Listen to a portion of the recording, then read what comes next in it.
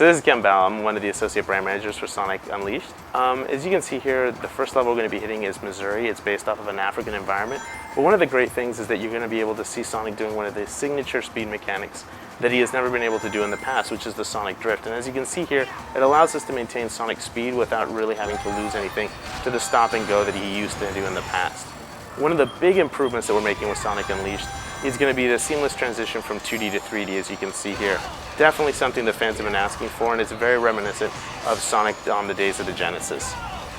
As you can still see, we have a lot of signature Sonic moves. We're going to have him grinding on rails, going on bumpers, doing the homing attack that we introduced with the Sonic World Adventure series, and we're also going to have him doing really interesting things like swing on post, example, and a lot of other mechanics that we're introducing for the first time.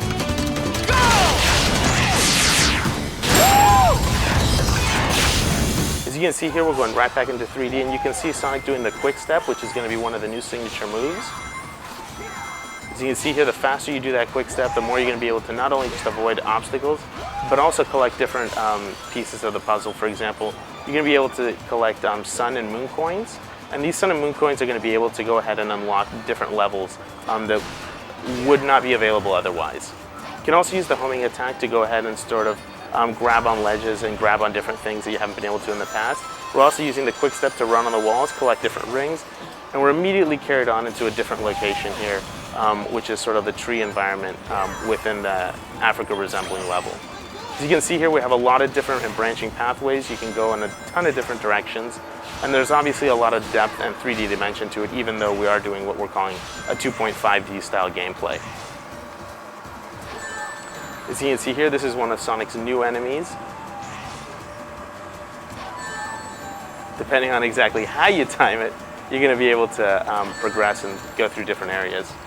As you can also see on the bottom, the more Sonic gets hit, he actually doesn't lose his entire ring count like he used to in the past.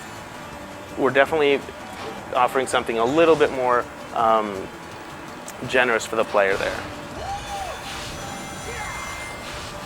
And again, we're taking Sonic's classic loops, and we're going to go right back into a 3D style environment here. Now again, the sides, as you can see, there is going to be right over here. As you can see, there's the foot thing on the top. That means we're going to have environments where Sonic is going to actually have to slow down there. So you definitely want to avoid areas like that so Sonic can maintain his speed. Doing the boost, you can go up to 300 miles an hour, so again, you want to maintain that as much as possible.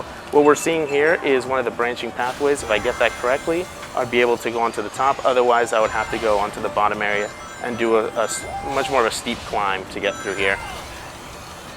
The goal, of course, being here that you're going to have to climb through the tree top, and that's essentially where the goal for the level is.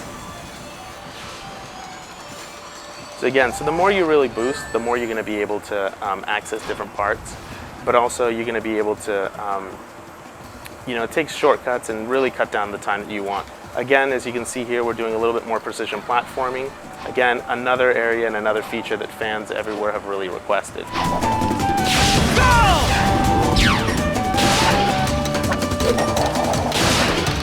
As you can see there's a video cassette tape. Those video cassette tapes are going to be used so you can unlock, again, sort of cutscenes so you don't have to replay the sequences. And as you can see here, we get to the end of the level, and here's all the stats that you're going to be able to see once you complete the level. Obviously, we have time, rings, speed, and all these different things are going to be able to use to upgrade your character for Sonic.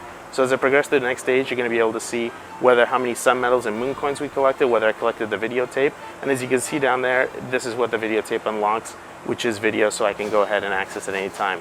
The experience counter is up there at the top, and it's going to be able to unlock ring energy or different kinds of speeds. And depending on how you want to use it, as you can see there, we're definitely going to be able to upgrade the speeds. The times 14 that you see on the side there, that's how many times I need to fill up the meter to get to the next level within that speed itself. And that's going to be the daytime Mazuri stage for Sonic Unleashed.